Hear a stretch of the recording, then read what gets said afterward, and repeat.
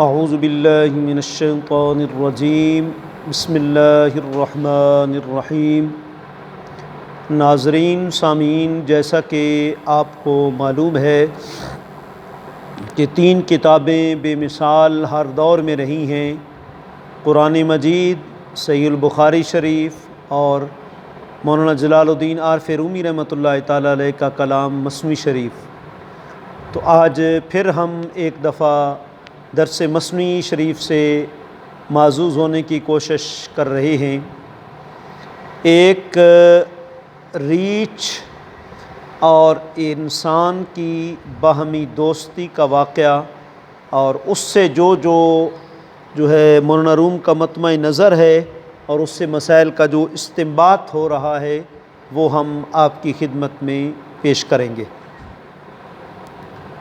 ایک ریچھ تھا، اس کو سانپ نے گھیر لیا۔ سانپ آپ کو پتہ ہے کہ دشمن ہے، اس نے گھیر لیا۔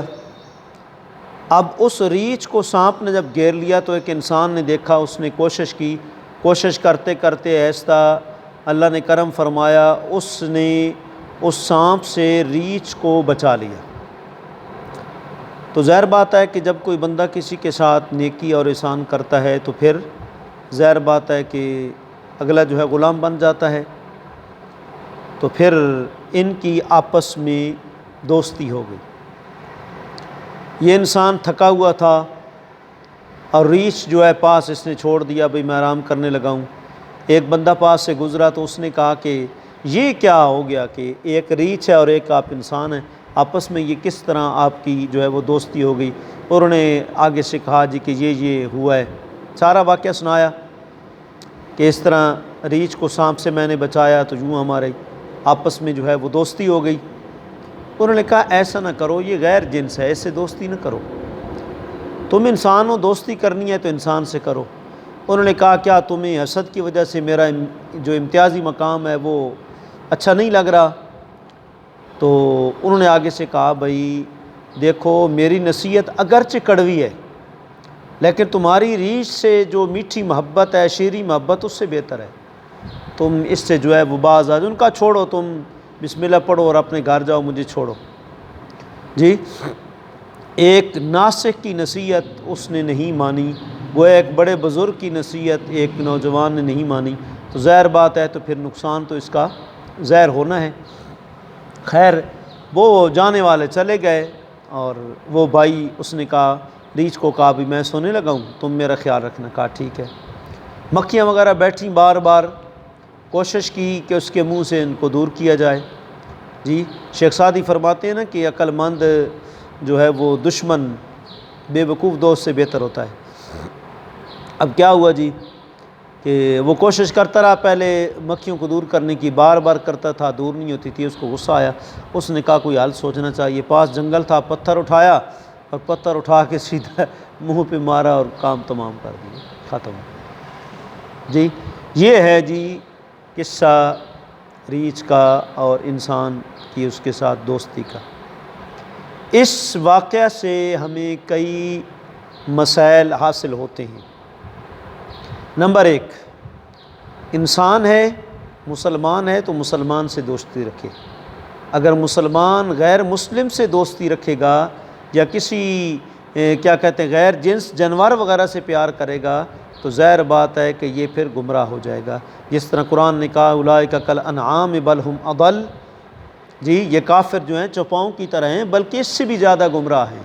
اولئک هم الغافلون، اور یہ غافل لوگ ہیں، لہٰذا ان سے آپس میں دوستی نہیں رکھنی چاہیے۔ قرآن نے واضح کہا لا تتخذوا اليہود والنصارى اولیاء، یہود و نصارہ ان کو مت دوست بناؤ، یہ آپس میں دوست ہیں، تمہارے دوست نہیں ہو سکتے۔ جی، اور مومنوں کا کہا ہے کہ مومن آپس میں دوست ہیں اور یأمرون بالمعروف وینہون عن المنکر، نیکی کا حکم دیتے ہیں اور برائی سے جو ہے وہ منع کرتے ہیں۔ تو لہٰذا غیر جنس سے جب محبت ہوگی تو پھر نتیجہ کیا نکلے گا؟ تباہی اور بربادی۔ نمبر 2، ایک ہے ریچھ، ایک ہے انسان۔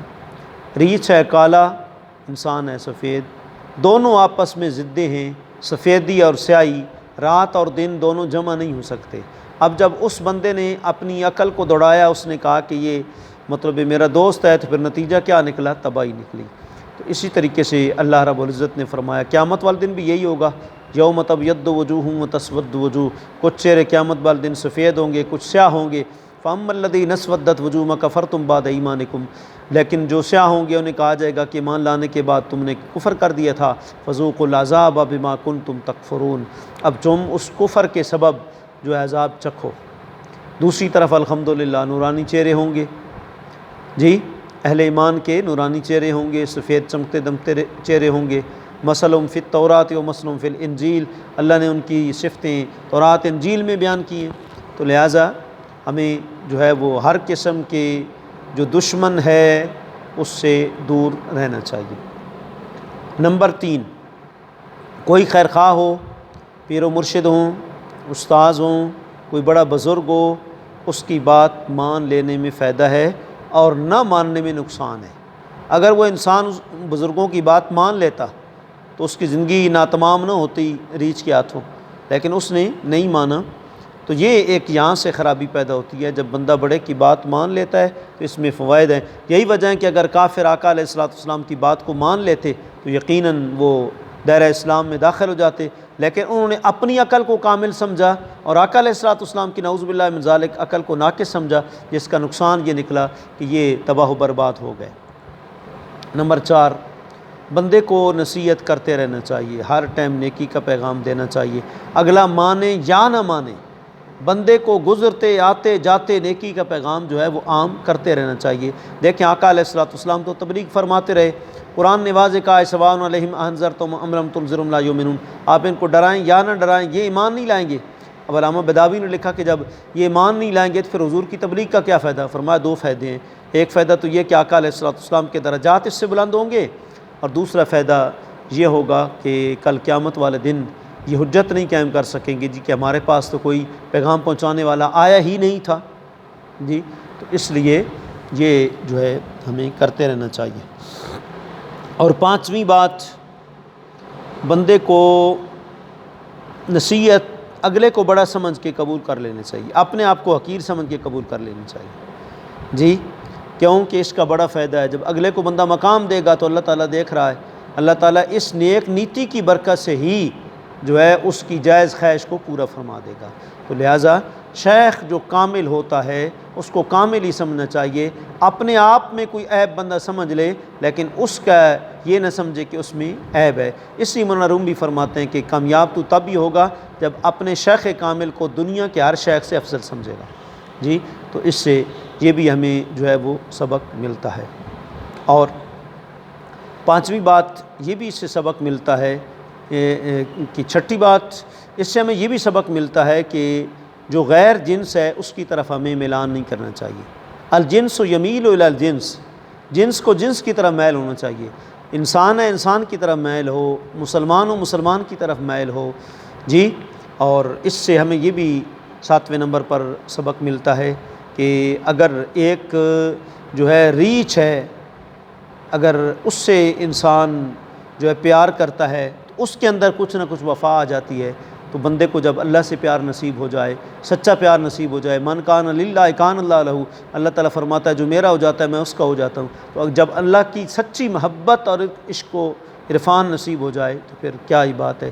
اس لیے مولانا روم فرماتے ہیں دور شو از اختلاط یار بد، یار بد بدتر بود از مار بد، فرماتے ہیں کہ برے دوست سے ہمیشہ بچ کے رہے، اچھے دوست کے ساتھ دوستی قائم رکھ، کیونکہ برا دوست برے سانپ سے بھی برا ہے، کیونکہ سانپ تو ڈسے گا، زہری جسمانی نقصان کرے گا، لیکن برا دوست ایمان کو بھی لے بیٹھے گا۔